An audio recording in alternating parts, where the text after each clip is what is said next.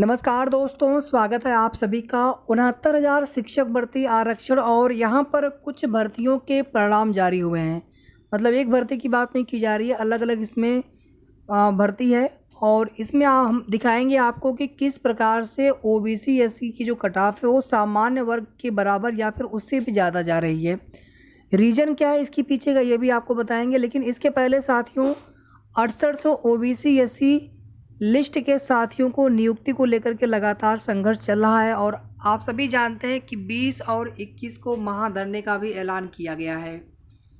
इसके बाद देखेंगे कि 27-21 प्रकरण में 18,988 सीटों के प्रकरण में छात्र जो है बेसिक शिक्षा मंत्री जी से फिर से मुलाकात किए हैं और निवेदन किया गया है कि सर 6800 तो लिस्ट है, लेकिन हमें और भी सीटें यहाँ पर चाहिए, तो उन सीटों को भी मिलना चाहिए, हमें उन पर भी नियुक्ति होनी चाहिए। मुख्यमंत्री जी का निर्देश है आरक्षण की जो विसंगति है उसका जो है न्यायपूर्वक उसका निस्तारण किया जाए। और 25 अप्रैल धीरे धीरे यहाँ पर नज़दीक आ रहा है साथियों, और सबसे ज़्यादा यहाँ पर छात्रों में ये इस बात को लेकर के संशय है कि ऐसा ना हो कि फिर से कोई नई डेट मिल जाए, और डेट भी इतनी लंबी लंबी मिल जाती है कि फिर इंतज़ार करना बहुत मुश्किल हो जाता है और कोई नया फिर से मुद्दा ना उठ जाए।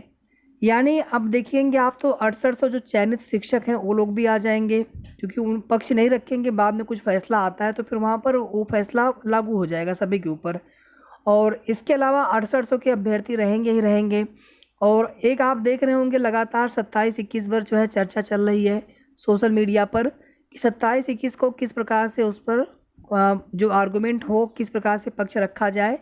और 6800 में अगर कुछ 100 सीटें प्राप्त होती हैं, 600-700 भी सीटें अगर मिलती हैं और याची लाभ के तौर पर जो भी, तो आप सभी जानते हैं जहां हज़ारों अभ्यर्थी इंतज़ार में है कि हमें नौकरी मिलेगी, तो 500-700 से भी कुछ नहीं होना है।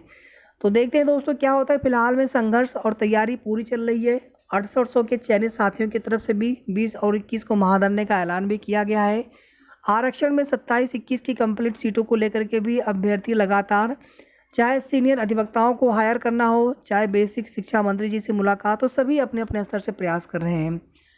अब यहाँ पर दिखाते हैं साथियों कि किस प्रकार से ओबीसी एससी की जो कट ऑफ है वो ज़्यादा गई है सामान्य वर्ग से। आप देखेंगे पीजीटी में जहाँ पर 2 स्टेज था, पहला लिखित फिर इसके बाद इंटरव्यू था, तो वहाँ पर भी आप देखेंगे ईडब्ल्यूएस की कट ऑफ, ओबीसी की कट ऑफ ज़्यादा चली गई थी सामान्य वर्ग की कट ऑफ से। उसके पीछे का रीज़न होता है कि हर स्टेज पर ओवरलैपिंग का फ़ायदा न देते हुए अंतिम स्टेज पर ही ओवरलैपिंग का लाभ दिया जाएगा, इस प्रकार का प्रावधान किया गया है। हालांकि जो आप देखेंगे 69,000 शिक्षक भर्ती हो, चाहे 68,500 हो, चाहे आगे जो बेसिक की भर्तियां हो रही हैं उत्तर प्रदेश आरक्षण नियमावली 1994 के तहत, तो वहाँ पर दूसरी चीज़ें हैं और एक ही परीक्षा होती है जिसके आधार पर आगे मेरिट बननी होती है या फिर सिलेक्शन होना होता है। तो वहाँ पर एक ही बार ओवरलैपिंग की जाती है प्रॉपर तरीके से, लेकिन इन भर्तियों में जहाँ पर 2 स्टेज है या फिर उससे भी ज़्यादा स्टेज है, वहाँ पर अंतिम स्टेज पर ही आरक्षण या जो ओवरलैपिंग की प्रक्रिया है उसको किए जाने का प्रावधान किया गया है। अगर आप सभी यहाँ पर देखेंगे समीक्षा अधिकारी, सहायक समीक्षा अधिकारी, लेखा, ये देखिए लोक सेवा आयोग की तरफ से कुछ परिणाम घोषित किए गए हैं और लोक सेवा आयोग की तरफ से आज की डेट में कुल 5 नोटिस जारी की गई हैं। 1-2 नहीं बल्कि 5 नोटिस जारी हुआ है लोक सेवा आयोग की तरफ से।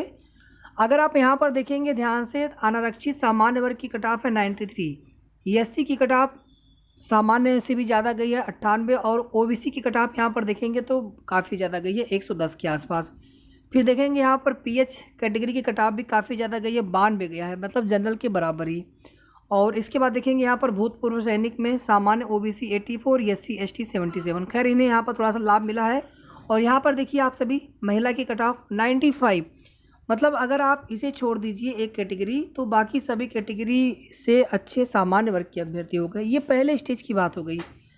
अभी आगे इसमें जो अगली प्रक्रिया होगी, आगे का जो स्टेज होगा, वहाँ पर फिर जब ओवरलैपिंग होगी तो फिर वहाँ पर जो है अदर कैटेगरी या जो आरक्षित वर्ग की कट ऑफ होगी वो सामान्य से कम ही जाएगी या फिर उसके बराबर। इसी तरह से आप यहाँ देखेंगे पीसीएस प्रारंभिक परीक्षा 2019 कट ऑफ अंक, ये प्री का है। यहाँ पर देखिए ओवरलैपिंग नहीं किया गया है क्योंकि ये पहला स्टेज था। सेकंड स्टेज मेंस है, उसके बाद फिर इंटरव्यू, तो फाइनल जो है इंटरव्यू के बाद जो है फिर वहाँ पर ओवरलैपिंग किया जाता है फाइनल स्टेज पर। यहाँ पर देखेंगे जनरल 117, अनुसूचित जाति 99, जनजाति 77 और ओबीसी यहाँ पर देखेंगे 116 और ईडब्ल्यूएस 117।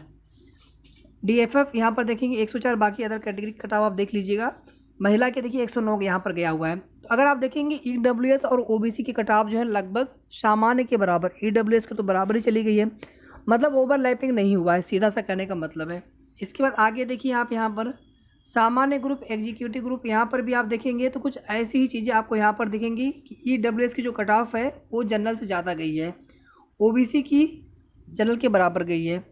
तो इसका सिर्फ एक ही मतलब है दोस्तों यहाँ पर कि एक स्टेज में जो है ओवरलैपिंग का लाभ नहीं दिया जा रहा है पहले स्टेज पर, अगर एक स्टेज से ज़्यादा स्टेज में भर्तियाँ हो रही हैं तो।